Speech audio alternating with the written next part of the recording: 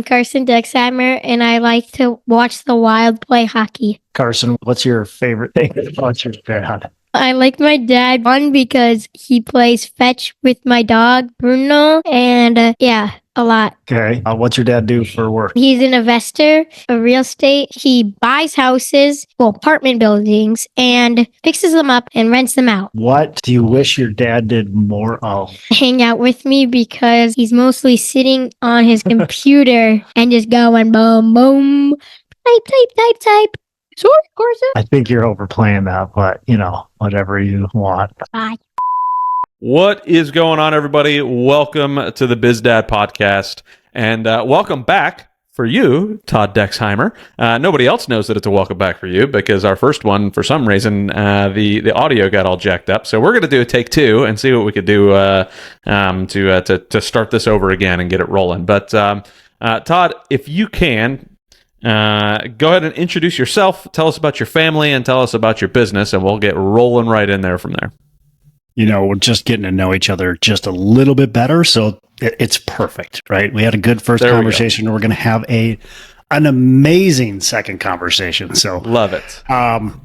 So a little bit about myself. I am. We're based in the Twin Cities, Minnesota.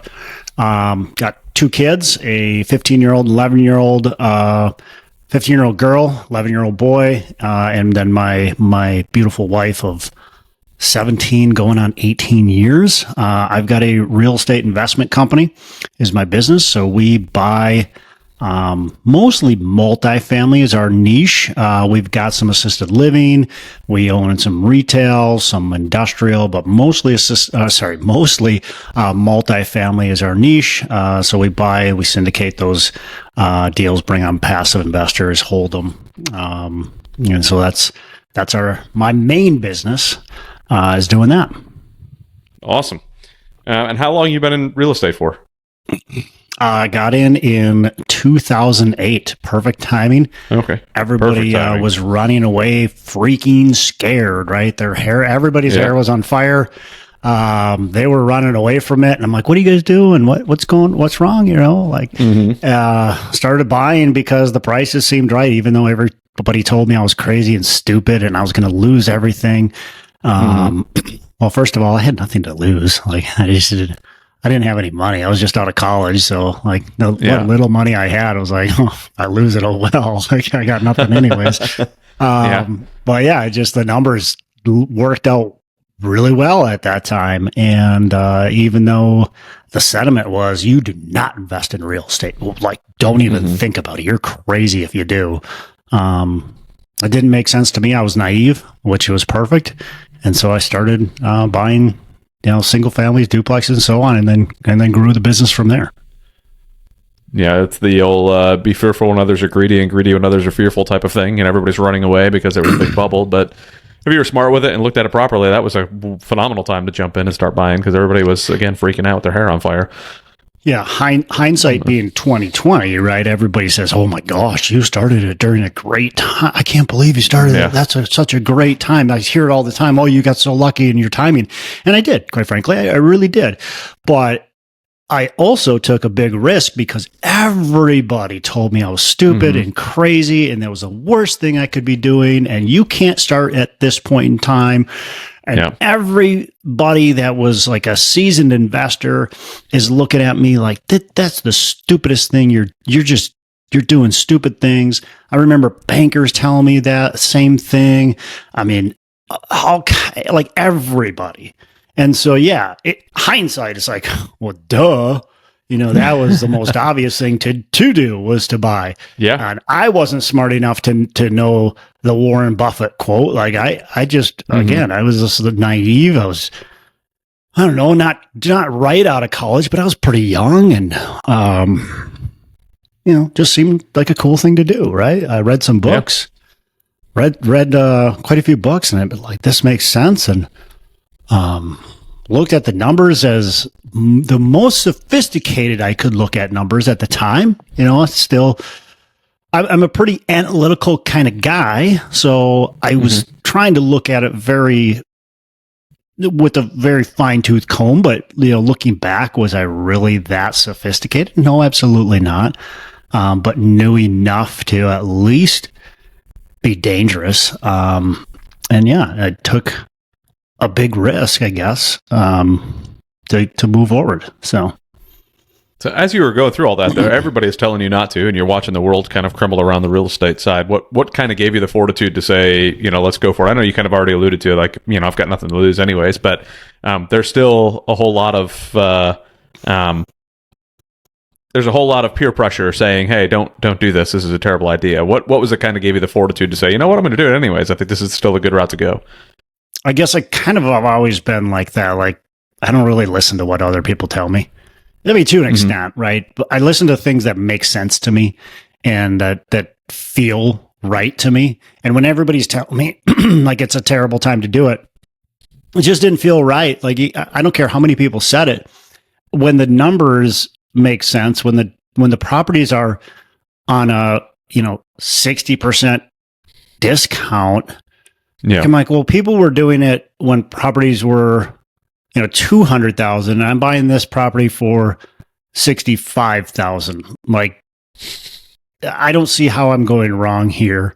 Yeah. And again, even if I am, what am I to lose? I'm going to lose the down payment, which is, 15 grand or whatever. It's like, I'll make that back. My wife and I are super frugal. We were married. We didn't have any kids at the time. And we're frugal. And so I'll make that back and it'll be fine. Will it damage our credit? Sure. But I was young and had time on my side. Mm-hmm. It's hard to say, it's easy for me to say I would make the same decision today with 2 kids being, 42 years old. I would make the exact same decision. It's easy to say I would, but it's hard to say. If I really reflect, would I, if I had a good job and the market crashed and everybody's telling me I'm stupid and crazy to do it, would I take that big risk? I don't know. Like, maybe. But I hope I would. I think I would. Like, my mindset now, today, yes, would I? But if my mindset was a worker mindset like I was at that point in time, like, I don't know. And I've always been an entrepreneur too, Adam. Like, it's just, I don't know. It's always been in me since I was little. Like, I always wanted to do my own thing. I always had this drive. I've always had an aggressive drive, and just been more entrepreneurial than I have working for somebody else. So let's rewind then a little bit. You said you've always had that drive and entrepreneurial spirit. Let's rewind a little bit and go back to kind of when you were a kid. Like, what was it like for you kind of growing up? When did you start to taste that entrepreneurial bug? And like, maybe even what did your parents do? Who was your dad throughout all of this, throughout your growing up? Yeah. So I'll start with my dad. Awesome, amazing, a man, Christian, like, just good, conservative, loving, amazing dad, right? And middle class, worked his butt off, got up at 5 a.m. to go to work. I was the youngest of 6 kids, and my dad busted his butt. My mom stayed at home, but she even did odds and ends jobs to try to make ends meet. Money was never abundant, but it always was there, enough to, pay the bills. I know I can remember listening to my parents fight about money. I know that money was a struggle for them, but they made it work. We were probably lower middle class. I would call us, just again, good, hardworking. My dad was a grinder, and he was going to do everything he could to make sure the family was okay. And we didn't have a lot, but we didn't have a little either. Like, we were never without. So that's kind of my upbringing. I was the youngest of 6, so I didn't get new clothes. I got the hand-me-downs and the leftovers and things like that, but that's okay. Like, it just is what it is, right? As far as an entrepreneur, when I was, I don't remember exactly how old, probably about the age of my son, 11 years old or so. I started a company and mowing lawns. And, I did that with a neighbor friend of mine. We weren't very good at it. We didn't do a very good job. We had a couple of clients. We didn't make a lot of money, but it was our first foray into, entrepreneurship. Then my dad worked for a manufacturing company, and we started Dex Custom Crates. And my brother and I were building shipping crates, and we were building shipping crates for his manufacturing company that was sending vices. So we were building these crates for his company, and we would literally sit in a driveway and cut plywood and build these crates and then send them off to the manufacturing company. So those were kind of my early forays into business, and I always was trying to, sell stuff, and just always wanted to be an entrepreneur. I went to be a teacher out of college too, which is definitely not entrepreneurial. No, not at all. Not in the slightest. But even that, so I did my teaching, and in the summers I would work construction, but on the weekends and free time, I would do side jobs and construction side jobs. So again, a little bit entrepreneurial. It wasn't a business, but I would still do side jobs and try to make money, and just grind. I had that grinding mentality all the time. So did your brother end up doing you said you had your brother do it, the Dex Custom, Custom Crates? Dex Custom Crates. Did he kind of stay in that realm as well? Is he an entrepreneur as well, or did he go nowhere near that? Yeah, no, he is not an entrepreneur. In fact, probably one of the less entrepreneurial ones in my family. So it's funny because my dad, again, was a clock puncher, worked really hard, love him dearly. And I don't want to take away anything from him, so I'm not trying to bash what he did, but he was a clock puncher. That's just who he was. He doesn't have an entrepreneurial bone in his body. My mom, on the other hand, I never thought of her as an entrepreneur, but when I started putting things together, she's kind of got that entrepreneur spirit. She just never harnessed it. And then when I look at my family, we've all done entrepreneurial things. My brother, kind of the middle child, he owns a construction company. One of my sisters also owns a cabinet selling and construction company.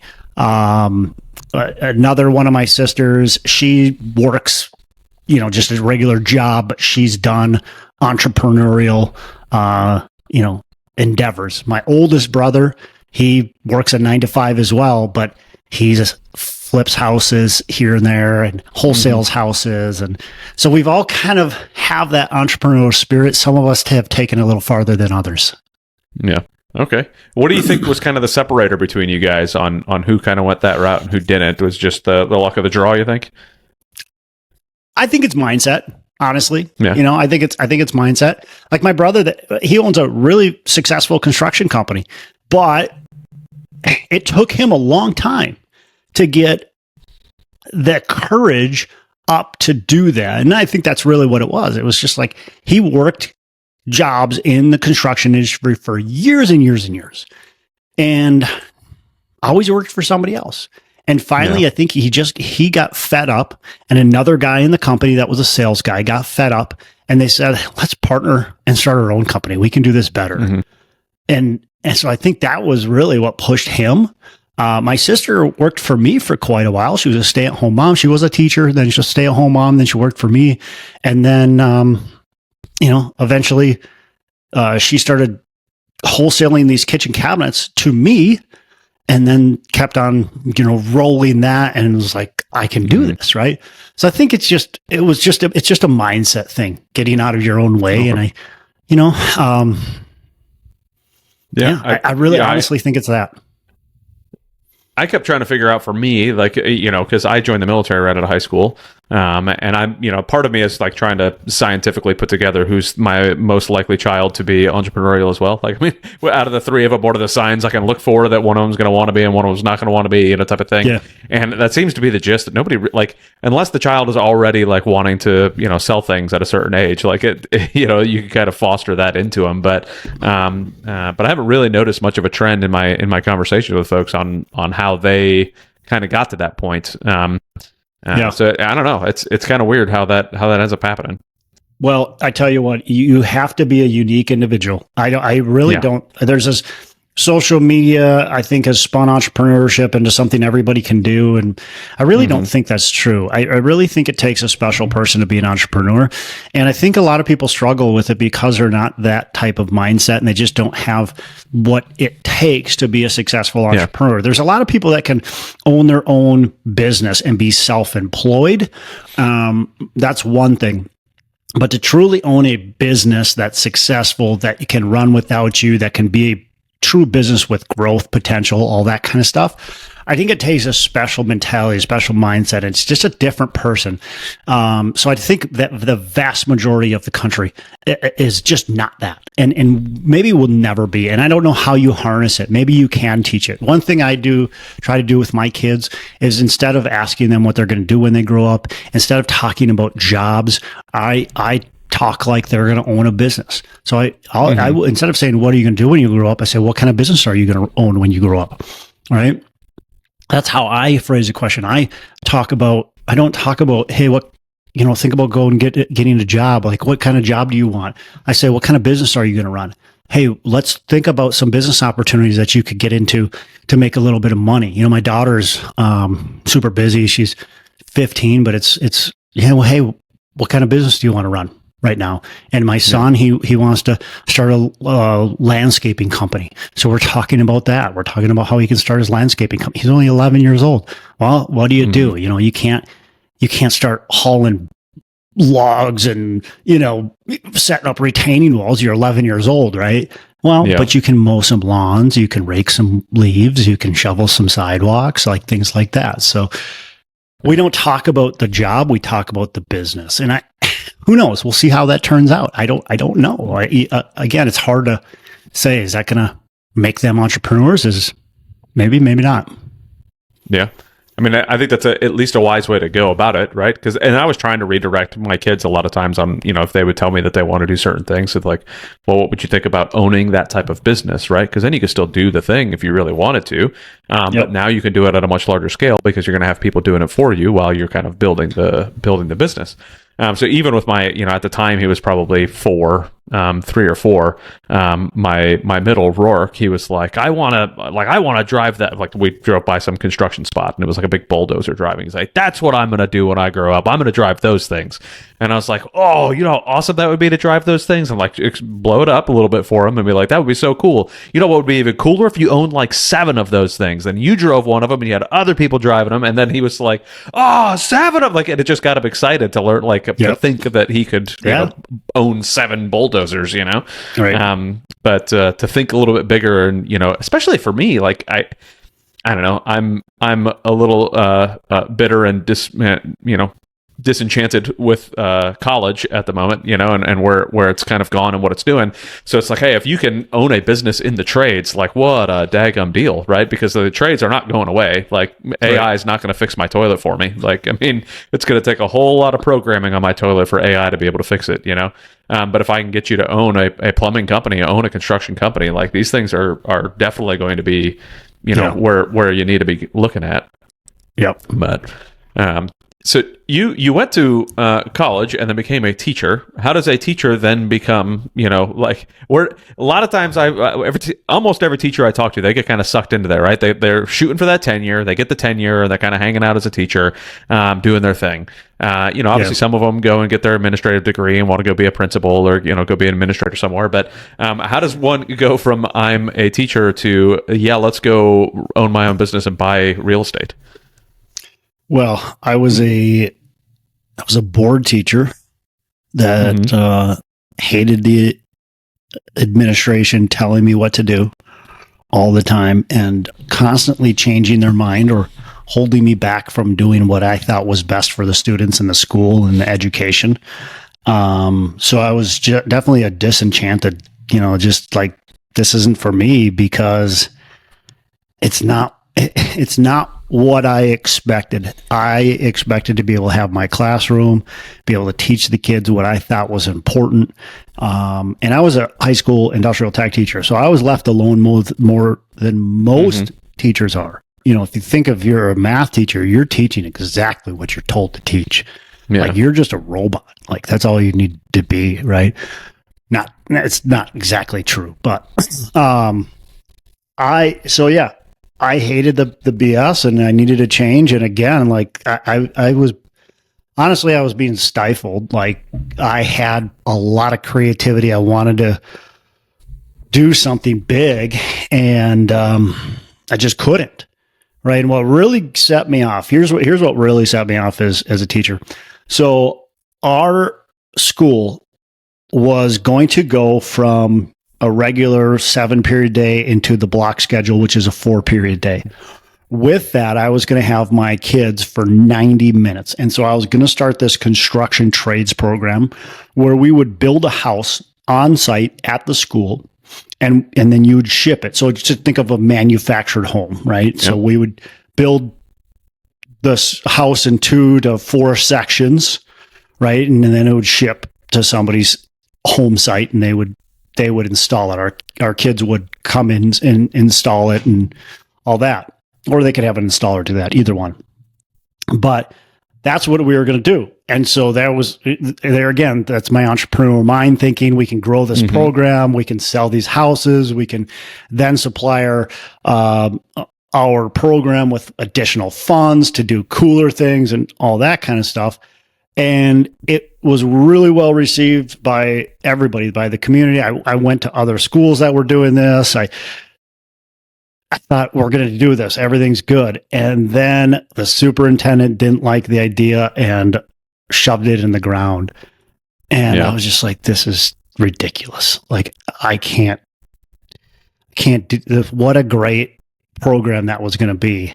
And one person decided they didn't like it. And so they shut it down. I'm like, so that was the biggest thing that probably pushed me to go, I got to do something different.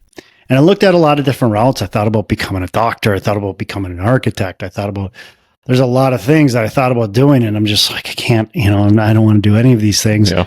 And I started reading these entrepreneur books again. I had been reading them for a while and kind of put them to the side and started reading them again, and more real estate related ones. And I'm like, that's what I want to do. So it was being fed up and frustrated with the educational system, and then picking up the right book at the right time. So I totally get the frustration, as I kind of already alluded to, on the education system. Like, it baffles my mind. I've got a buddy of mine who's a teacher, and I harass him all the time. I'm like, I don't know how you are still a teacher. Like, he mentioned to some of his administrators this. And so, love him or hate him, like, there's a video of Jordan Peterson talking to the developer of Acton Academy. Right. And they were talking about how, like, the schools, are the way they're structured and how they could be structured better and all of these different things. And I sent it to him. I was like, hey, I'd love to hear your thoughts on this as a guy who's in public school. And he was like, dude, I love this. Like, this is awesome. And this is the kind of, because he's also a shop teacher, and this is like, he's a shop and technology type of guy. And he's like, I would love to be able to do some of these things. So he brought it to his administrators. And the second he mentioned the word Jordan Peterson, they were all like, oh, they were like, you're out of your mind. I was like, everybody is so stuck in their box all of the time, especially in that world. Like, and I feel like it's such a hard spot to kind of dig into and have innovation. And like, there's like, when was the last time we had innovation in school, period? Like, it's one of the reasons I'm doing homeschool, is like, there's no such thing as innovation in school. It's the same thing since like the 1930s. Like, you walk into your class, you sit down, you have your chalkboard, you have your teacher. The only innovation is maybe there's a whiteboard instead of a chalkboard, right? Ooh, great. Yeah, less dust. Like, it baffles my mind. Everywhere else we've got innovation. Think of how archaic. Think of how these schools are set up not for kids. First of all, you've got these 5-year-olds, 6-year-olds, even 10-year-olds that are supposed to be sitting still for a long period of time, listening to one person talk and then sit in their desks and do these activities, and teachers can point, and the school district can point to all kinds of things that they're trying to do to get these kids more active in them. That's great, but they're really not doing enough. And so that's the challenge, is like, who has what 5-6-year-old should be sitting still in one room? Like, it's just not the way it is, the way it should be. I think schools do a major disservice to most kids. My kid is dyslexic. My 11-year-old boy is dyslexic. He's got ADHD. He really struggles in school, and he's a smart kid. Like, he is a smart kid. But when you put him in a classroom and when you look at his academics in school, you would go, wow, he's not very smart. He's a pretty dumb kid. But it's not true. Like, he's a really intelligent child. This kid will come up with the most amazing inventions. And he's got dysgraphia too. So he'll draw something and he's like, Dad, look at this. And I'm like, okay, it looks like a chicken pecking at a dog. And he's like, no, it's a tractor, and this is the trailer, and this is blah, blah, blah. And he's got this cool invention. I'm like, that's amazing, son. But it literally looks like a chicken pecking at a dog. And you're like, what a great drawing. But because he can't draw, like, he's got this dysgraphia. Yeah. But my point is, like, he has to fit this box that the school has, and all these kids, and every kid is so unique that has to fit these boxes that the schools have. And I don't know the exact solution, right? I wish I was, I could probably sit there and think about it, but I think part of the problem is we have 30 kids for one adult, 20 kids for one adult. And, we have to do things certain ways because that's the way it's always been done. But man, we were in, I'm getting sidetracked here, but we were in Idaho just a few weeks ago. And it's summer, right? So these kids aren't in a regular school, but they were in you could tell they were in like a summer school type thing and doing a field trip. And my son and I were mountain biking, and we go down to the river, and we get off of our mountain bikes and we're playing in the river, and there's a rope swing and stuff. And so, and all these kids come down, and these 3 girls are the people watching the kids, or the teachers, or I don't know exactly. But it was so cool to watch these kids interact and these teachers interact. And it's a outdoor situation, and they're talking about the stream, but they're not like lecturing to these kids. They're just having a good conversation while playing and picking rocks, and look at what's on that rock. That's that's a frog egg. And it was like, this is education for these kids. They're getting so much more value that day than they do sitting in a classroom for a week. Yeah. So when you're sitting in biology class and you're just like, oh, here I go, but when you're actually out there experiencing it, it's like, there's no substitution for that. Like, it's such a wonderful experience. And I watch it firsthand with my kids. Right. And I mean, again, goes back to why I do homeschool, right? I'm able to travel all over the place, get them experience in different types of the world, different types of, environments, to show them what is actually happening in the real world, instead of putting it on a book and like, hey, here you go, Merry Christmas. Here's your teacher talking to you for an hour and a half, and it's just like, it boggles my mind to look at that and just, I don't know. I think that to agree with you, that if we sat down for a little while, I think I could come up with some ways to make this a little bit better. But it's one of those that if you continually put, I wish I could remember where I read it or what it was. You may know it, considering you're in the education space. But there was somebody that was talking about how like in your classroom you have some fish, and you have some monkeys, and you have some spiders, and you have some whatever, right? And then and if you're judging a fish on how well it can climb up a tree when you're comparing it against a monkey, the fish is always going to lose, right? Right. But if you judge the monkey on how well it can swim next to the fish, that monkey's going to lose. So when you can kind of figure out what that child is gifted in, and I realize that, when you're talking like one-on-one stuff, that's tough for a public school system to say, okay, what is this particular child's gift, and then tailor it to that child. that's a lot of work. And it seems to me that the school doesn't really want to put in that effort, and whether that's true or not, I don't know. It's just from the outside looking in, that's what it looks like, is they're not willing to put in that effort to figure out what the child needs. It's just what the group needs. And again, if I'm going to judge the fish on how well it climbs a tree, that monkey's going to beat it every single time. So it just boggles my mind. But my nephew graduated from high school. It's a graduation party. It's downpouring. They live on a gravel road. They've got a dirt driveway. And so it's a long ways for people to walk.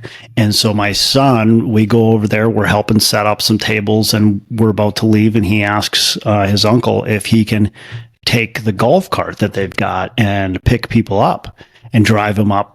And he's like, yeah, sure. So I dropped my son off to the graduation party early, and my son goes and picks people up. He makes $34 in tips at a graduation party. He's talking his ear off to these people. People would get off the golf cart. They don't know it's my son. They're like, oh my gosh, that kid is amazing. That's the funniest kid, best kid. Oh, he tells these great stories, blah, blah, blah. That's his gift. His gift is just, I sound like I'm just bragging about my kid, but he's got this like presence. People have that, right? They have this presence when they walk into the room, they kind of light the room up a little bit. And I feel like he's got that. And it's hard to say, like, I just don't want to squash it. Like, we want to try to be careful. And we see it in the school, and we see how some of that stuff some things are being done in the school and how they're interacting with him. I'm like, you don't squash that.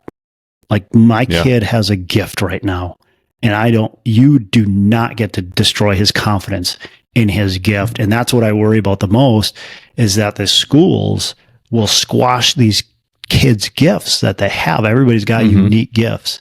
And I don't think schools do a very good job of bringing those gifts out. And unfortunately, I think they do a pretty good job of squashing a lot of those gifts. Yeah. Yeah, because everybody's fits in this one little bucket. And if you're not filling that bucket, well, then what you're doing is not necessary. And that's an absolute shame, and not to mention, and not to keep going and beating up the school system. I think we've done that enough. But like, I was looking at my son, he was in second grade at the time, and he had like 45 hours of schoolwork every week. Yeah. 45, 50 hours of schoolwork. And I was like, ridiculous. You're in second grade. When do you get to go be a kid? Like, this doesn't make any sense to me. Like, I mean, I realized that, I want my kid to have the best opportunities and grow and be very smart, because he's like, my kids are super intelligent. Again, you're allowed to brag on your kids, just in case you were wondering. But just like I'm doing now, like a super smart kid, but like, he's going to lose interest in learning if all it is this beatdown session the entire time. Like, why would he be interested in learning and doing all this stuff? It's like, man, this is exhausting. Why do I want to do school? Yep. But if I was a smart kid when I was younger, and then I gave up on it because I got a social life, and I was like, oh, whatever, as long as I pass, it doesn't matter. Like, I was like honor society, the whole 9 yards. I got a social life, and I said, no, I'm done. And it's like, how do I wish that I would have somehow kept that desire to keep learning, because it wasn't until I was like in my 30s before I really started to realize that learning is actually fun and useful. Like, how did it take until I was 30 to realize that?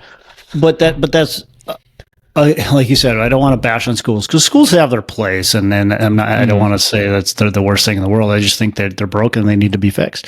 But schools, I think they don't teach a love for learning, and I think that's a big miss on the school's part. Yeah, we need to teach kids to love learning, and I want my kids to always want to learn. But when they are in school, they're not. It's just, they're not being taught that. They're being shoved information, expected to do things that they hate, that they have zero interest in. And again, how do you get around that? I don't know. But that's a big thing, is schools need to somehow figure out, how do we teach kids to love, to be lifelong learners, right? In my opinion, that's what school's all about, is teaching these kids how to learn, how to think critically, how to be leaders, how to apply their knowledge, things like that. Not how to do how to actually do, right? How to apply, how to research, how to lead. Like those are the things, how to critically think that schools should be teaching. But they're teaching the actual content. And that's all they focus on is the actual content, where that's not important. Yeah. How do you do that for your kids right now? What are you doing right now to kind of teach those thinking critically, applying your knowledge, research, that type of stuff? What are you doing on a tactical basis to kind of help your kids do that? I mean, certainly not enough, right? But I try to always ask questions instead of tell, right? That's huge. I always want to try to get your kids to think, and I would say I do an okay job at that. Not great, not terrible, but okay. Where I will sometimes just answer for them. I will sometimes just do for them, but I try really hard not to. And it takes a lot of effort sometimes because I'm I want to get crap done now type of person. Yeah. So I keep talking about my son now, about my daughter. But my son, he's outside right now. He's playing in the pool, and he built he says, "Dad, I want to build a slide for their pool." And I'm like, "No, you're not going to do that." And he keeps on begging me. And I said, "Well, you figure out how to do it." And so he gets at this idea. And he's like, "I need your help." I said, "No, I'm not going to help you." And he's like, "Well, I want to build it." And I said, "Okay, well, figure out where you're going to find the wood, where you're going to find the slide, and figure that out."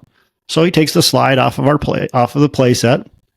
He finds the tools to take it off, drags it over to the pool, starts getting the lumber ready to go. And then he's like, "Here's what I'm going to do." And I'm like, "Well, I need you to draw it out." Right. So he draws it out, his little chicken scratches. And then he's like, "Okay, can you build this for me?" I'm like, "No, I'm not going to build this for you. You do it yourself." Yeah. Like, what tools do you need? So we went through this whole process, and I did help him a little bit on the building part because I'm not going to let him use a chop saw, skill saw, stuff like that by himself, but he does do it still. I'm there, making sure he's not going to cut a finger off. And so he's cutting, he's putting the screws in, doing cross bracing, all that kind of stuff. We're talking through like, "Hey, this is pretty tippy, right? What do you think you can do so it's not going to tip over?" "Oh, I can, do this." "Okay. Yeah. We call that a cross brace." "Oh, okay." So I think just helping these kids through things while not doing it for them. But it was really tempting for me, by the way, to take the skill saw and cut it. Cause it's like, dude, you're taking forever, right? It's really tempting for me to grab that screw gun and just throw the screws in, because I could have thrown 5 screws in by the time he got that one in. And he keeps on wrecking my bits, right? And I'm like, "Geez, I got to take that out, throw that in the garbage and grab a new one." Like, you just ruined another one, buddy.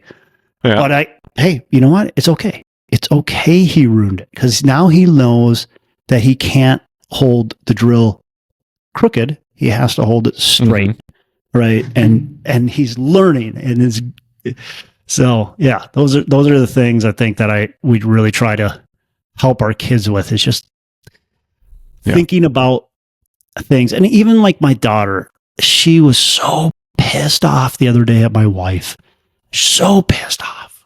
And she's 15. So anybody who has a 15-year-old knows exactly where, so I go up there and we're just talking through things. And it's like, I'm being as calm as I can be. "Mom is so mean. She hates me. Blah, blah, blah." And it's just like asking her these questions and I'm talking about, like, "You know what, Madeline, you want to be a business owner, which what do business owners lead? Business owners take responsibility for themselves. Did you do anything wrong in this situation?" Things like that. And just trying to be calm, but getting your kids to start to understand, I guess, how to think, right? Mm-hmm. Yeah. Yeah, it's I'm the same way as far as the wanting to just get things done and just answer the question and move on. But I've been really trying to make it a habit Like, it's hard. Of just, no, let me re-ask the question back to you. You tell me what the heck you think that means. You tell me how you think you're going to do that. You tell me how to X, Y, and Z. Sometimes I've caught myself like being too hands off, where I'll say something and then all of a sudden I'll see him try to do something like, why in the heck did you do that? Yeah, that was a moment you should have stepped in there, Dad. Like, there's such a fine line of like when to tell him, when not to tell him. And I think it's a good thing, right? Because now we're both learning in that process of what where I should be stepping in and where I shouldn't be, and how to do things and how not to. And it's so much fun. I love the Socratic method type of it, though. Just keep asking questions and let them figure it out on their own, you know? The other thing we try to do is just push their boundaries, push their limits, do things that they're fearful of. If we find out they're scared of doing something, we're going to try really hard to put them in that situation so they can be scared of it and they can get over being scared of it. Like my kids admit that they're scared of something. We're going to find a way to put them in that scary situation. Yeah. So I think it's challenging them to do things they didn't think they could do, challenging them to do things that are uncomfortable, constantly putting them into situations where they will make mistakes, where they will fail, but they can also then learn and succeed, right? I think you want to try to put them in a situation where it can be really tough. They can go through some struggles, but they can also ultimately succeed. Yeah, my Rourke, my 5-year-old, he was, I don't remember even what it was the other day, but he came in and it was something that we were trying to get him to do, is facing his fear type of thing.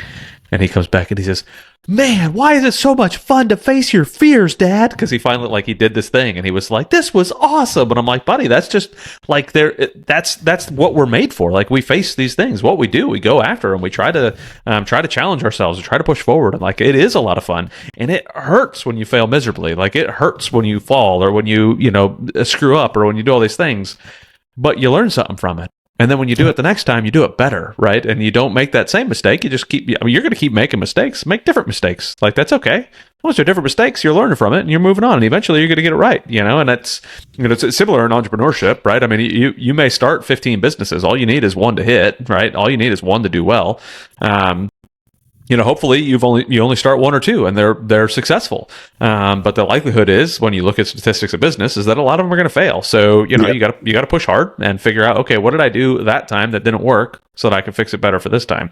And press forward, But it is a lot of fun to do those things and face your fears, and it's really challenging and really scary and really, especially when you have employees and you got the business and you're like, oh my goodness, what happens if I fail at this one? Now I've got people that I have to worry about, other people, not just me. It's not just a skin knee anymore. So how do you kind of look at that in your business to go down that route? Like, when you're looking at risks and you're looking at your employees, and having employees is not quite the same as having kids, but in a way it kind of is. Like, you need to challenge them in different ways. You need to show them how you want things done in different ways, and and push in these directions. Kind of how do you run the business side of the house with that mindset? Well, so I think in the business side, and quite frankly on the house side, it comes with starting out with a good, strong culture, that you have specific expectations, you have a great deal of accountability, and you have a culture that is ingrained into your family, into your business. So I think it really starts with that. And then it's the same type of thing with your employees. It's, look, you have to give people responsibility. You have to allow people to go get outside of their comfort zone. You have to challenge people to take charge and take control, especially people in leadership positions. We give our leadership people a great deal of responsibility, and they almost always step up to that responsibility. And very quickly, you'll find out if they're not meant for leadership, because they fold very quickly, or they have to ask too many questions. They can't take charge without full approval. And that's okay for a little bit, right? That's okay for a little bit, because they maybe came from a situation where they couldn't do anything on their own, right? They had to get approval. That their previous boss, they had to get everything rubber stamped, and they had to ask 5 times, and get a yes every single time before they could move forward. So you have to be a little bit patient with that. But if that person can't get beyond that, they're not the right fit for our culture, at least. We want people to take charge. We want people to really step up and come up with good solutions. So we're going to ask those questions, and we talk to our people like they are the best people for the job, not us. And it's true, quite frankly. Like, I think about our assisted living properties. We hire people that have been in the industry for a long time, that really know and understand the industry, and for whatever position it is, right? And so when we have somebody that's asking us questions, we say, well, you're the expert. What solutions can you come up with that's going to help our company out? That's going to help whatever problem that we have, right? You come up with the solutions we need, and then let's talk through those solutions. And when we talk through those solutions that they have, we then will go, okay, these sound really good. Now, which one is your favorite go-to solution? Which one do you think is going to work the best? And we allow them to make it. And now it could fail. And if it fails, we come back to the drawing board. We go, hey, what went wrong? Right? And how can we fix that? Or maybe we have to pivot. Do we have to pivot and go to a different direction? Right? And so it's just to ask, again, it's the same thing. It's asking questions, it's directing, but it's trusting in the people. Look, if you own a company and you put the wrong people in place, that's your fault. Yeah. And you owe it to those people to put them in the right place or get them off the bus. So if you want to be a good business owner and a good leader, get the right people in the bus, put them in the right seats of the bus, and allow them then to do their job.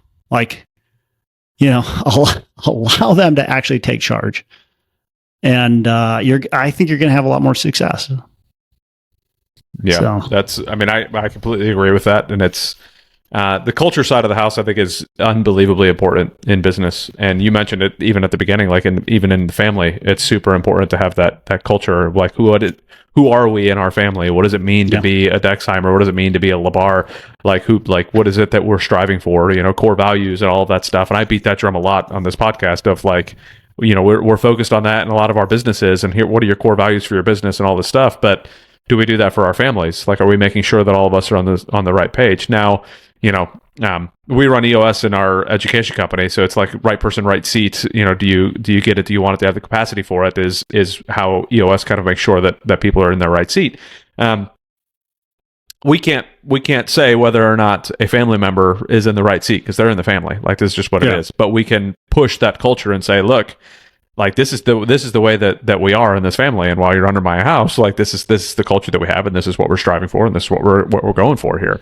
And try to help them participate. Responsibilities, right? Yes. You're giving them responsibilities. You're challenging them to go beyond their current limits, right? You are trying to get them to be leaders and not just followers, right? So you're still doing some of the same thing. It's not that you can, change who they are and get them out of the house, get them out of the family, but you're still pushing them and you're still guiding them.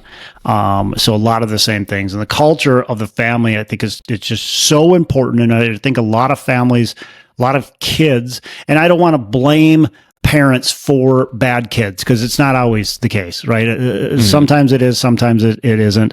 So, if you have a kid that's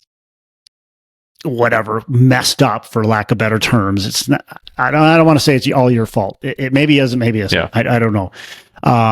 But I think it's so important to have a culture, a family culture. We talk to our kids about our expectations, and this is what the Dexheimers do. Like, this is, hey, you made a bad choice, and that's not how Dexheimers act, right? And so we will try to set up, and we're not perfect by any means, but we try to set up a culture in our family that we think our kids should our whole family should follow. And we make plenty of mistakes. And I don't know, the story is yet to be told on how our kids turn out. I think they're going to turn out great. I think they're going to be amazing adults, and I think they're going to run awesome businesses. But I don't know. We'll see. Yeah, time will tell. All we could do is all we could do, right? And push to do it. In the grand scheme of things, the way I kind of look at family as a business, right? And how each one of my kids is their own little business, and I'm the CEO of that business, right? And in the grand scheme of things, I'm responsible for whatever happens while they're under my house. Eventually, they're going to be their own CEO, and they're going to go out, and hopefully, I'm just a sitting on the board of advisors and loving my life as a board of advisors guy. And they call me whenever they need me, and they can run their own life. But while they're under my house, like I'm the CEO. I'm responsible for what happens, and I need to make sure that that business is operating the way it's supposed to be. So I think that's such a valuable. I think that's such a valuable mindset that you just said right there. Look at yourself as a CEO of your family, and dads need to step up and be the CEOs of their family. For sure. Like, there's too many dads, in my opinion, that are just not in charge, and they're just they sit back, they let mom handle it, or they let the kids run the show. Yeah.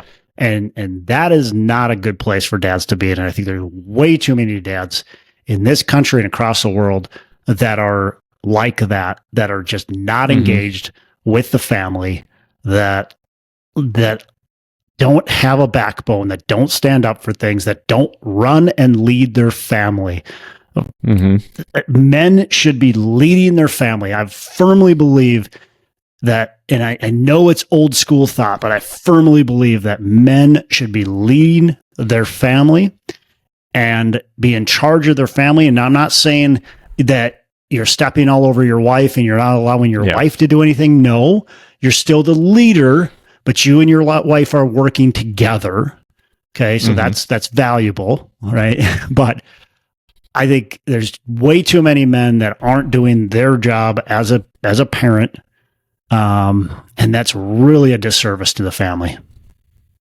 I completely agree. And I think society has set us up in a way to, demasculate the men anyways, right? And they don't want to do that now because they don't want to be toxic, and they don't want to be looked at as a terrible person, and as a sexist whatever, by being that male who's leading. But it runs better if somebody is leading, and it needs to, and in my opinion, again, I hated I've said it 100 times. So it just, the way you, when I heard it this time, for some reason I heard it differently when you said that it's old school. And I'm thinking to myself, there's got to be a way that we can word that's not old school, because that would imply that's no longer a relevant thing, right? But it super is. It sounds like it should be from the 60s, because that's the way the culture right now has said that it is. That's super, that's from the 60s, the man leading, of the 50s. We don't need that anymore. We need just, whatever. Well, that's gotten us to where we are, where, over 50% of kids, or somewhere around 50% of kids, are being born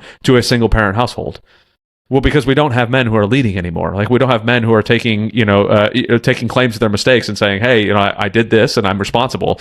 We've completely allowed for a lack of responsibility for men, which leads to a bunch of craziness. It just boggles my mind. I think we need to have men across the board step up a lot more and lead their families and lead. And again, like you said, it's a I like the image of this guy I used to listen to. He'd said that Eve was taken from Adam's rib because that's where the woman belongs, right at his side. It's not behind you. It's not in front of you. It's at your side. You guys are running the family together, but there has to be a buck that stops somewhere. There's a president and there's a vice president, because it stops with the president. That's where it's at. There's a CEO, there's a COO, but it stops with the CEO. There's got to be somewhere where it stops, and somebody has to lead it. Step up to the plate and lead your family. Be the leader of your family, and lead the way it should be led, not just this passive nonsense that goes on today. It drives me bonkers. When you don't speaking of driving me bonkers, sorry, when you don't have a strong male in the family, I think that's where the family falls apart. And that's a generalized statement. There's certainly probably great families without a strong male character, but I don't think that's the vast majority of the cases. Yeah. So I know it's not. It's proven. Like I think that's one of the things study after study. Exactly. Those outliers actually prove the fact, right? I mean, it's the same thing. Like, you're going to find a single parent household where the kids thrive. But that is the bell curve. You're going to find some on one side, you're going to find some on the other side, but a majority of them are going to be in that middle where there is a strong, two-parent household with a mother and a father, and those are going to be like it's like the number one predictor. I wish I could have the study in front of me. I should just have it printed right here because I mentioned it multiple times, but it's like the number one predictor of making sure that your kids will not end up in jail. They will go to college. They will graduate high school. Well, not will go to college, but will graduate high school. They're not going to end up in jail. Is having a present father at home. Right, like, you're setting your kids up for such success by just having a present father at home who is like, they may not even be the best leader, but just having them at home increases those chances. Imagine what happens when you have one that's at home that actually leads and wants to, make sure that they're getting what's best for their kids. There's a statistic out there, and I don't know the exact percentage, but it's something like 80% of kids will go to church after they leave the household if dad went to church on Sundays, where only 30% of kids will go to church if mom went to church when they were a kid, but dad did not show up. And I got the statistics wrong. I know I did, but it's a pretty big that drastic difference. Yeah. And it shows you that it's super important, again, for the father to be a leader in the family. It's really important. So, yeah, completely agreed. Of course, that's why I'm talking to dads, right? That's why I started this. So, like, it's super important for dads to be involved. And I was so tired of watching dads, not involved as a military guy, watching all of the dads who, even if they wanted to be, they were having a difficult time because the government would send them all over the world. Like, and how are you supposed to be a super involved dad when the government is deploying you for a year and you're gone, and then there's such a lack of structure for the kids in that. So that, I mean, again, that's one of the reasons I left the military, one of the many reasons. And it was like, I just can't, I want to be a dad. I want to be involved in all of this, and I want to encourage other dads to be involved and enjoying it. So I appreciate you joining me on that journey. There's a lot of ways that dads, I think, I see do it wrong. And again, I'm not perfect, and you're not perfect. Like, we do plenty of things wrong too. Whoa, speak for yourself. I'm super perfect. Okay. Jeez. No, I'm speaking for you too. But look, I mean, I see a lot of people that, the dad, just because you're in the house doesn't mean you're present. Right. And so just because you're there doesn't mean you're there.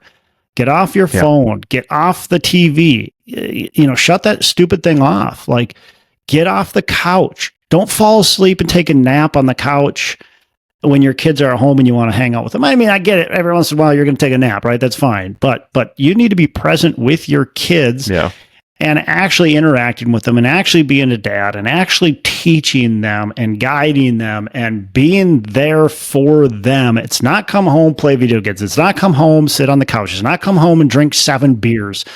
That's not being a dad. That's just because you're at the house and you're drinking 7 beers and you're watching your football game, like, and your kids sit next to you, that doesn't mean you're being a dad. Like, that is not a leader of the family.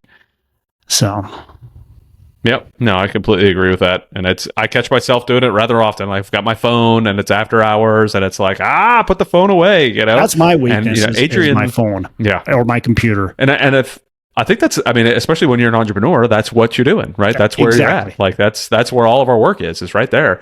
My kids will be like, Dad, get off your phone. I'm like, well, I'm answering emails. And it's like, dude, it's 6:30 at night. Why are you answering emails? You're supposed to be spending time with your kids.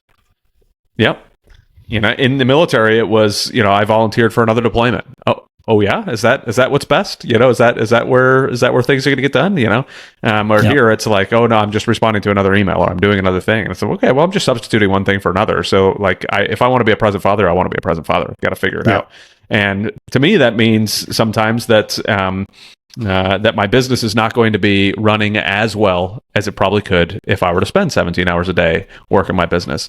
So kind of how do you I hate the word balance, but how do you kind of align those two to make sure that the business is running the way it needs to be and you're still able to lead your family the way it needs to be led, so that, I mean, obviously we're still going to, you already said it, have that email at 6:30 in the afternoon or 6:30 in the evening that we're going to be sending right after we get, right when we sit down for dinner, we realize that we needed to respond to something. But like, how do you kind of on a daily basis manage those two things side by side? So this is my continual struggle, by the way. So because I want to be very present in my kids' lives, and I want to be thought of as a great dad, and I want my kids, when they're older, I just want to be a great dad, right? I just want my kids to think I was a great dad. I want to think to myself I was a great dad. I want to be an amazing husband to my wife. But at the same time, so all those things are important to me. At the same time, I say, well, if I'm an excellent business owner, if my kids watch me running a successful business, then I'm teaching them value, right? Then I'm teaching them that it's important to create, to do things, to create impact.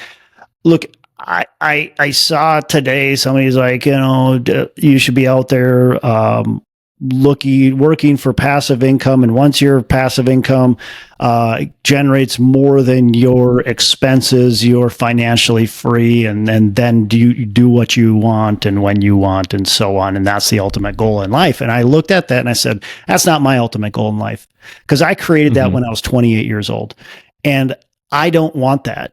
Not that I don't want that. I don't want to just do whatever the heck I want and be lazy and play. And that to me is not impactful. And so I created that when I was 28, but I never took a step back. I continue to push and grind, and I still do to this day, because I think there's value in creating. I think there's value in impacting. I think there's value in making this world a little bit better with whatever I can do. I'm not saying I'm changing the world, but I am one little impact at a time. If I can positively impact one person, I've made a big difference in this world. And if I can do it to thousands of people, I've made a really big difference in this world. And so I want to I want my kids to see me doing that. And I think there's a lot of value there too. So it's always a struggle with me. How much time am I spending on creating impact? And that's volunteering, that's building my business, that's all that kind of stuff, right? And there's also the impact on my kids, me being present in their lives and really interacting with them and ignoring the business side, ignoring the volunteering for other people's side, that type of stuff. So there's this balance, and it's tough to balance because, like you said, it's a bad word, like balance. You're never going to balance. But I think there's seasons in life where I spend a little bit more time with my kids. There's also seasons in life where I'm spending a little bit less time with my kids and more on the impact side, not only of my business, but of volunteering and things like that. So I struggle. It's an internal struggle all the time. There's times where I say, maybe I should just slow my business down for the next, my son's 11. I only got him in the house for 7 more years. And my daughter's 15. I only got her in the house for 3 more years, Adam. Like, holy crap, dude. Yeah. Maybe I should just slow it down. But just crank it back a little bit and spend more time with my kids. But then I think, man, maybe I should just crank it down, crank it forward a little bit, and spend more time in my business. Not maybe more time or less time with my kids, but just focus on that business and show my kids what a good, strong work ethic looks like. It's a struggle. Yeah, for sure. And that's, it's hard, especially when you work from home. Because the kids are seeing one way or another, whether they're seeing it and realizing you're working too much, or they're seeing it and realizing that, oh, dad really doesn't do anything, or whatever it is. Like I want to, because more things are caught than taught. So if I can show them what good work ethic looks like, I could show them what it looks like to be a good dad, a good husband, a good man. If I could show them these things, then I think we're in a much better place than if I were to just kind of try to teach a lesson here or there and say something to them. So, What sort of conversations do you have around, like, what do they think you do for a living, and what kind of conversations do you have around your business with your kids? Yeah, so my daughter at 15 understands what I do. So she knows, and we talk about it. She listens to my videos. I do a lot of social media videos. She doesn't listen to my podcast because it's long form, and I just don't think that it doesn't interest her. But she does listen to my videos that end up going on Instagram and stuff like that. She understands. She knows what I do. We talk about it here and there. It's not like our daily conversation or anything. My son knows what I do, but I don't think fully understands it. So like just the other day, we were I picked his buddy up from his house with my son, and there's an abandoned house next to theirs, and Carson says, my dad's going to buy that house. That's what he does, is flips houses. And I'm like, that's not what I do. So he doesn't quite understand it. But he's starting to. Actually, a pretty exciting thing is we are buying an apartment complex, just over 100 units, about 4 miles from our house, and it's right on the way to like a ton of stuff that we do. So it's really close. Nice. We'll be by it a lot, and my son wants to work at it, and so that'll be kind of cool because I'll be able to really show them a little bit more what I do, because most of my properties are all state.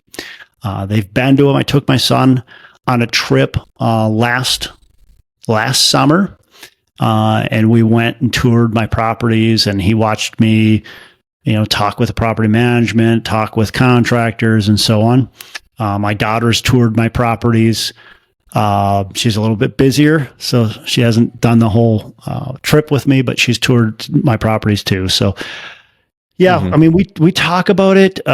We talk a lot more about general things, like being financially responsible. So my daughter, earned quite a bit of money babysitting and, just other things. And we have invested her money in the stock market, and her and I analyze the stocks, the companies, and pick those out. And, she watches what they're doing, and, they'll listen to books here and there with me. They listen to the book, Shoe Dog by Phil Knight with me. They love that one. We talk business. So it was funny. My son, this was a couple of years ago, but my son was talking, and he's like, I'm going to buy a Lamborghini when I grow up. And my daughter's like, that's stupid. I'm going to own a bunch of rental properties, and then those rental properties will pay for my Lamborghini. And I'm like, that's the right mindset. Just take the Lamborghini out of the formula, but that's the right mindset. Your rental properties, they're going to pay for, the things you need for your lifestyle. Yep. So, yeah. So did you learn how to do this from somewhere, or was it just kind of pieced together yourself as you were kind of going through it? Like what was it that gave you kind of the ideas on how to kind of talk to your kids about this and introduce them to stuff? Honestly, it was, I learned because I didn't do it. And so my parents never talked about it. The money was the root of all evil. Money doesn't grow on trees. That was the mindset. And again, I love my parents. They're amazing people. So I'm not, anything I say isn't trying to bash my parents. They learned from their parents, right? And they meant no harm by what they did, but that's just the mindset, right? Money does grow on trees, by the way. It's made from paper. So paper comes from trees. So money does grow on trees. And I try to teach that to my kids, and I try to teach the abundance mindset. Like I try to teach my kids, it's not we can't afford this, it's we don't want to afford this. Like we talk about things, my kids will want to buy things, and I never say, we can't afford that. I always say, guys, come on. That's something I just don't want to buy. Like that's just a waste of my money. I have better priorities than that. That's how I'll talk. I won't talk about guys, we can't afford that, even if it's something we can't afford. Like, Yeah. my kids will Yeah. want to buy a, super big mansion. Like, and I'm not, hey, we can't afford to buy that. It's, guys, I am not going to put $22 million into a house when I can take that money and do something else with it. Right. Yeah. Like that is just not a problem. Oh, look at the pool. Look at all this. Yeah, I get it. It's cool, but that's just not, that's just not for me, guys.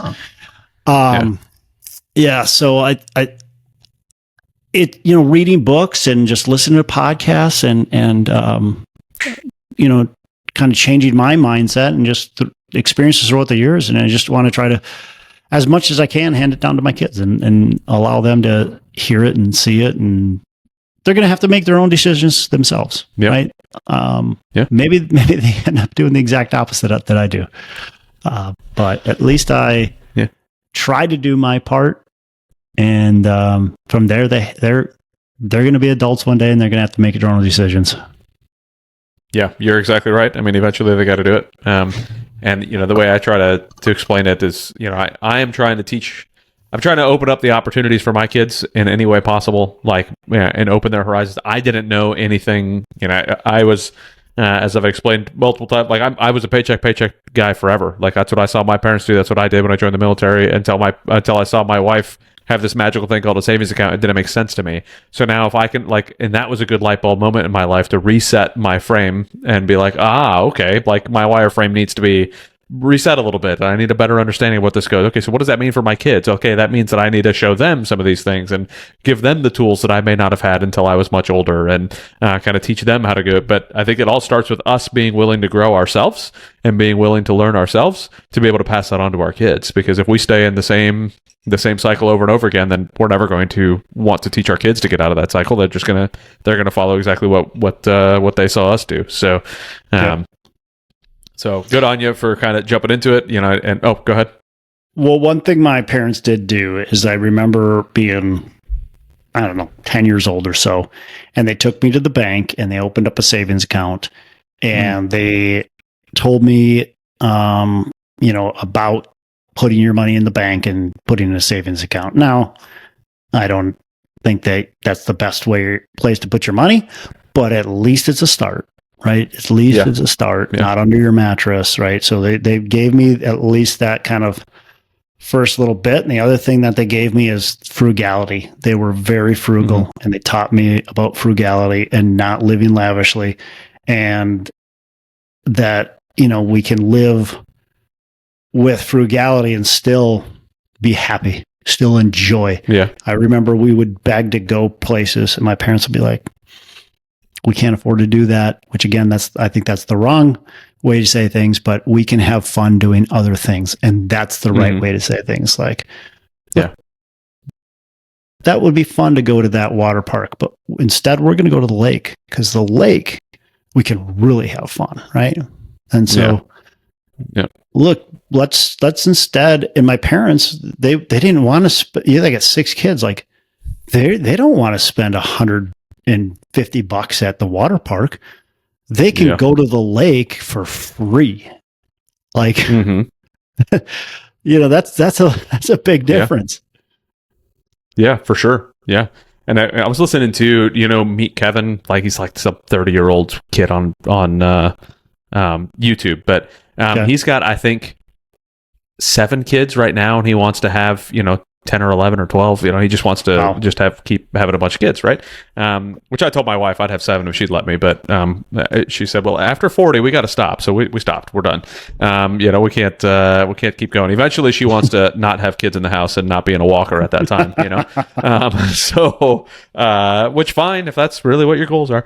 But he was talking about how like he's estimating it's gonna be like $100,000 a kid is what it costs him right now. Of course, ABC's doing very well for himself, of course, but it's like, man, oh man, like you, if you dwindle that down and say, okay, well, maybe it doesn't have to cost you $100,000 a kid, right? If you are, again, having that thought process of, okay, what is it that I want to do with the kids? How is it that I want to show up for them? How is it that I want them to think about money? And how do I want them to think about experiences? And how do I want them to do all of these things? And teach that mindset, to not that, yes, money can buy you anything, right? Like, it for the most part, right? I mean, obviously, it can't buy you a true love and commitment to your kids and family and all that type of stuff. But like tangible things are always there. Like they're always out there. But those aren't the things that actually make you happy. Like going to that water park is not what truly makes you happy. But going to that lake and spending time with your family and realizing that this is where the importance is, and finding that tire swing that can fling you into the lake, and exploring down the road. Like those are the moments that you're really going to remember.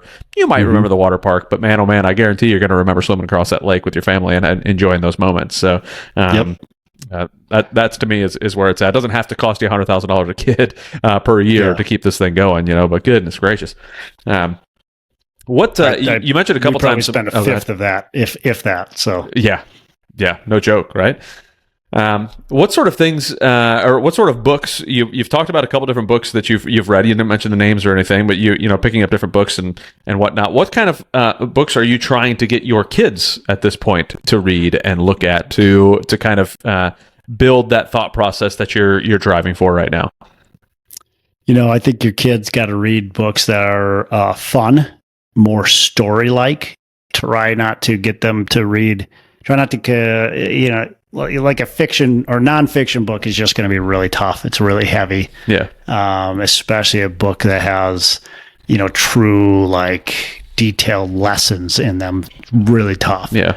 But good storybooks, Richest Man in Babylon, The Wealthy Gardener, Rich Dad, Poor Dad, books like that are a little bit more fun, that can tell a story. Those are books you want to get your kids, reading and enjoying. Your kids aren't going to read a book like Traction and get excited, right? They're just not. I barely read a book like Traction and get excited. Yeah, right. I read that book and I'm like, oh, what did I just read? Yeah. Like that was a lot, right? It's heavy. Yeah. So yeah, I think just more fun books. I love audiobooks and podcasts that are good stories. So like I already mentioned, the Phil Knight Shoe Dog book. That was fun book for my kids to listen to. I wish David Goggins' book, Can't Hurt Me, had a lot less swearing in it, because I think that's an amazing story and book, and I would love my kids to listen to that, but it's just too vulgar for me to listen to that with my kids. So, but those types of books are great. And Phil Knight has some swearing, but what's that? It does. Yeah. I said you had a business idea pop in my head, right? Because I've got VidAngel for the kids. I don't know if you ever heard of VidAngel, but I think if I recall correctly, you guys only have like one TV in your house, so it's not probably as relevant for you. But we've got Netflix and Amazon and that type of stuff, or the Amazon Prime thing, right? So we'll watch movies together and all of that. So VidAngel is a service that and like not sponsored or anything like that, but just something that I enjoy myself.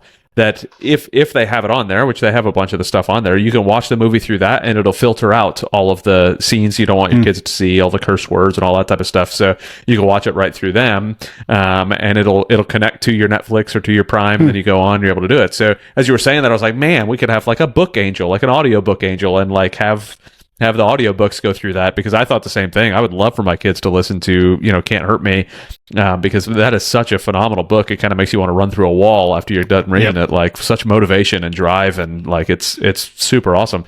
Half the book would be censored, though. Yeah, you're not wrong. There would be a lot of and then what we did was, and then what? It would be nonstop, blanking out. Yeah, it's especially when they get to the little podcast portions in the middle where they talk about the chapters. He's there's a whole lot going on there. But, but man, what a life! Like crazy. Right. Motivating book, and you love it. Yeah. So what would be some books for you I mean, you've been doing this business stuff for, 16 years now, since 2008. What would be some books that you would recommend some folks to either listen to or pick up and read for, maybe they're just kind of starting their entrepreneur journey, or maybe they're stuck somewhere. What are some things that were super motivational for you to kind of get through any different humps in your entrepreneurial life? So I mentioned The Wealthy Gardener. I think that's a great book. It's super easy to listen to or to read. So that one's a really good one. It's story along with, so it's like each chapter is a story that it gives you actionable kind of lessons. So it's almost like a fiction book or fiction story, and maybe some of it's real, but a fiction story with a nonfiction segment in there, if you've read it. Okay. Of course, Rich Dad Poor Dad is kind of your classic one. That one, is good. And Think and Grow Rich, a little heavy, but a good book.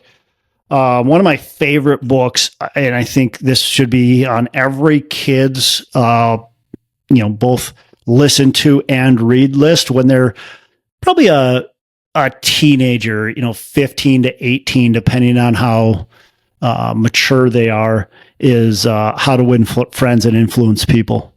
I think is one of the most sound, business relationship books. Business is all about sales and just relationships.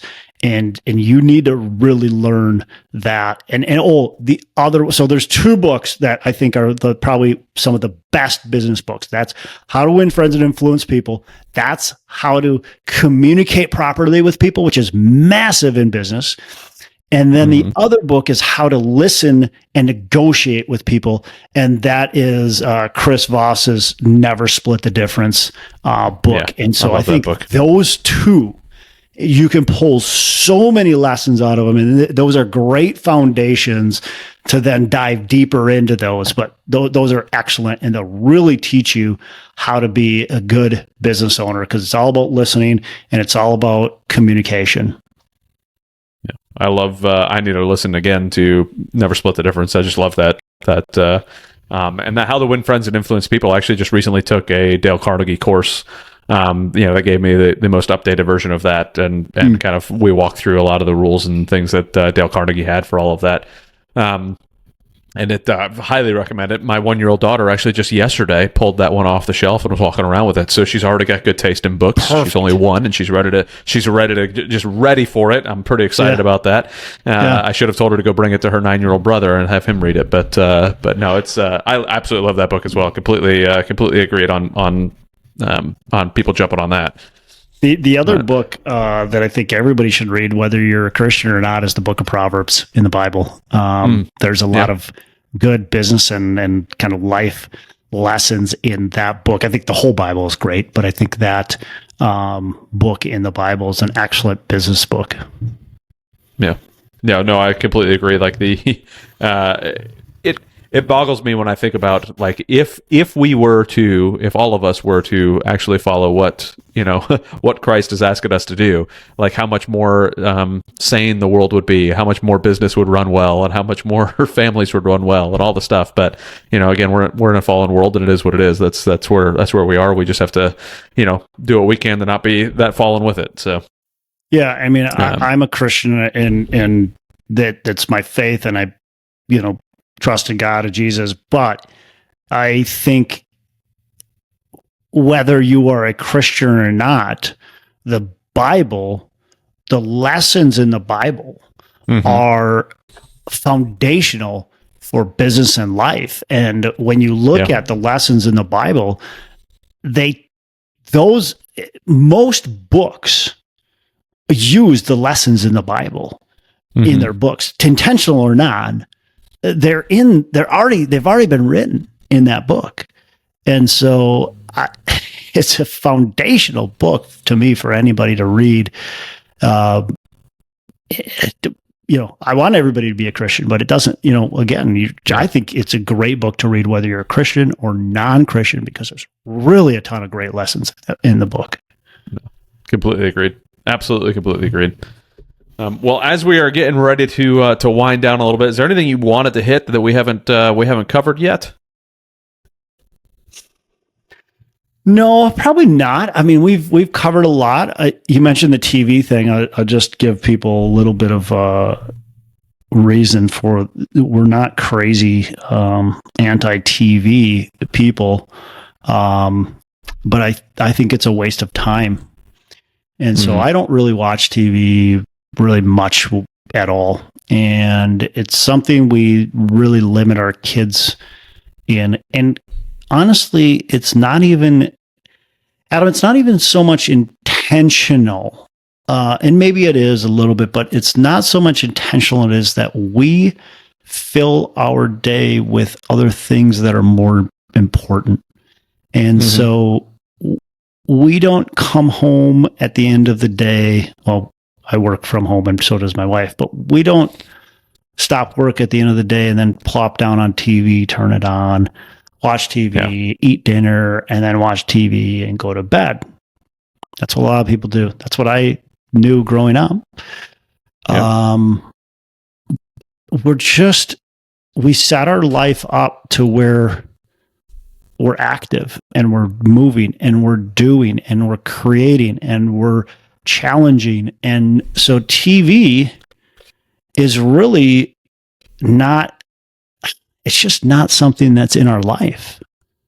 And I think,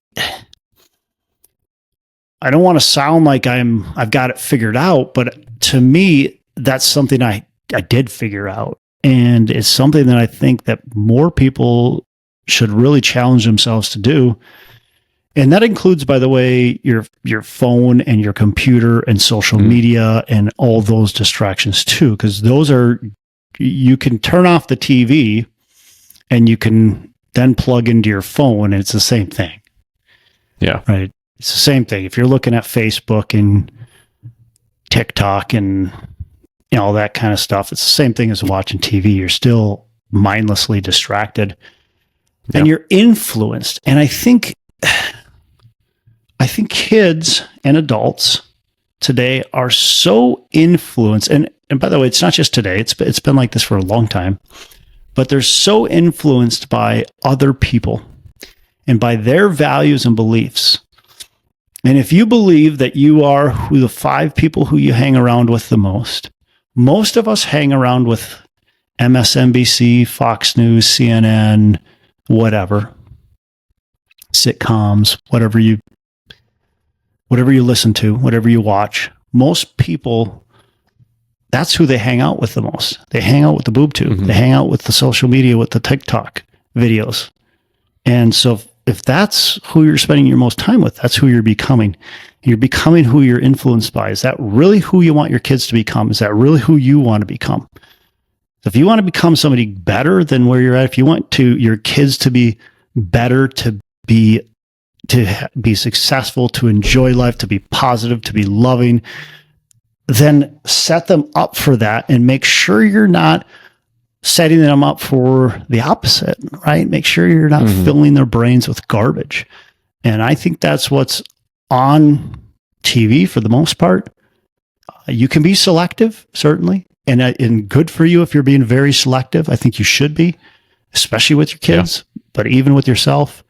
But yeah, we've done it intentionally, unintentionally, is we've set our life up to not really have the time to sit there and watch TV and be influenced by garbage. No, I completely agree. And as you're saying that, it popped into my head, like your intentionality behind how you talk about money is very similar, right? Like everybody, especially in the business world, like time is money, time is money, time is money. But yet we won't say that same thing as we're sitting down to a Netflix show, right? okay, well, this time is money as well, right? What are you doing with this time? Like, we choose not to spend our dollars in certain areas, because we want to spend them in other areas. We choose not to spend our minutes in certain areas because we want to spend them in other areas that are more valuable. Again, like the minutes spent at the lake are better than the minutes spent at in front of the TV. Oh my gosh. Right? The minutes spent at the baseball field are better than the minutes spent at on my phone surfing Facebook Shorts or whatever the case may be. Right. So I think that it's wise when you look at it in that realm and say, look, like, I'm spending all of these minutes, doing all these things. Like, I'm a Dave Ramsey coach, and like one of the things that he always talks about is that every dollar has a job, right? Well, every minute has a job too. Like, what are you giving that minute to? What are you giving that dollar to? What are you giving that minute to? Like, let's choose where they go and make sure it's a wise choice on both fronts. So I love that you're doing it. I love that's where your brain is at with that. I would love to leave your audience with a challenge, and I think this will prove extremely valuable if they're willing to take me up on the challenge. Is I would challenge you to take the next 90 days, right? It's a long time, 90 days. If you really can't do 90 days, do 60. But I would challenge you to do 90 days and don't allow anybody in your house to watch any TV. Don't allow anybody in your house to scroll on any social media channels for the next 90 days and see what happens. And instead of watching TV, play a game with your kids. Go for a walk with your kids. Mm-hmm. Throw a baseball with your kids. Whatever it is. No TV, no scrolling on social media, no YouTube videos, no Netflix, none of that for 90 days and see what happens. I think you'll be super pleasantly surprised. Yeah. No, I love that challenge. I think that 90 days is probably going to be a pretty difficult one for a bunch of people. It's a long time. But, I think that the outcome is going to prove to be well worth the investment, I went for about 5 years. Yeah, that's impressive. Yeah. If my business wasn't on social media, I tell you what, that would be a lovely thing to not touch social Adam, media that's anymore. A little different. I could also have my assistant do that, right? And by the way, that's a little different because I will go on social media, I'll create a video, I'll post it, but I'm not scrolling on social media. Yeah. And so that's hugely different, right? I record my podcast, but I'm not on social media necessarily. I post it on social media, but it doesn't mean I'm on social media. It's different, right? Yeah. So I think that's acceptable. If your business is to post videos, if that's what you have to do, if you have to go on and make posts on LinkedIn or Facebook because it's part of your business, because that's what you need to do to continue to grow your business, do that by all means. Do that. Don't stop doing that. But then don't scroll mindlessly on Facebook or TikTok or whatever and to watch other people's videos. And even if you think you're watching inspirational videos, just do yourself a favor and don't do it and see what happens. I guarantee you you'll be very happy with that decision. Yeah. No, I completely agree, and I think that's a great thing to leave with people. And hopefully somebody listening to this, if you go ahead and do it, tell us about it in the comments. Tell us what happened. Reach out to me. Reach out to Todd. Let us know kind of how that went for you. Encourage other folks to do the same thing. But Todd, I really, really appreciate you coming on even a second time. Like, you and I have now had lots of hours of conversation sitting here in front of this computer. But I greatly appreciate you booking a second call with me, and apologize the last one did not work out with the audio, but hopefully this one works out a whole lot better. If not, I guess we got to do it a third time and just keep this thing going. But just keep it going. But if folks wanted to reach out to you, what was the best way for them to get a hold of you? Yeah, appreciate that. So my company is called Endurus Capital. So they can go to enduruscapital.com, ENDURUS capital.com, otherwise Todd at enduruscapital.com. And then I've got a podcast called Pillars of Wealth Creation. Find it on all the podcast channels. So Pillars of Wealth Creation is the other spot. All right. Well, we'll have all of that in the links so that people can reach out to you and find you on there. But thank you again so much, Todd, for jumping on. Thank you, everybody who is listening. Please like, subscribe, comment, all of that stuff. And we will see everybody on the next show. Thank you again, everyone. Take care, Adam.